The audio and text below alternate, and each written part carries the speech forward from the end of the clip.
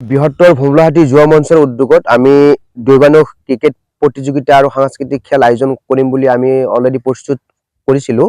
কিন্তু আমাৰ কিছু কাৰণবশতঃ আমি এক সভাৰ প্ৰস্তাৱ মৰ্মে আমি যিটো ডেট আছিলে সেই ডেটটো আমি অকণমান পিছুৱাবলৈ আমি প্ৰস্তাৱ লৈছোঁ।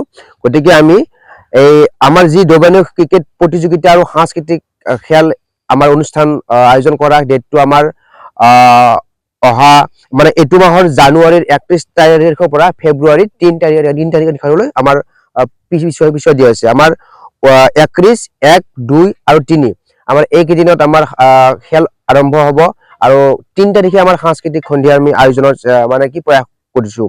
আমি বৃহত্তৰ ভোমলাহাটী যুৱ মঞ্চৰ উদ্যোগত আমি যি খেল পাতিম এই খেলৰ মাচুল ভৰ্তি মাচুল হ'ব 3001 টকা আৰু আমাৰ প্ৰথম পুৰস্কাৰ 1 লাখ টকাৰ লগতে ট্ৰফি থাকিব।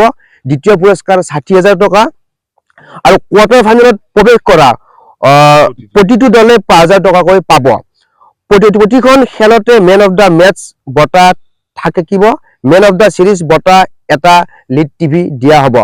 গতিকে আমি আজি আপোনালোকৰ সংবাদ মাধ্যমৰ জৰিয়তে জনাব ইচ্ছা কৰিছোঁ যে আমাৰ যি দৈবানক ক্ৰিকেট প্ৰতিযোগিতা খেল আমাৰ অহা 31 তাৰিখৰ পৰা ফেব্ৰুৱাৰী 3 তাৰিখলৈ আমাৰ বেক কৰি দিয়া হৈছে।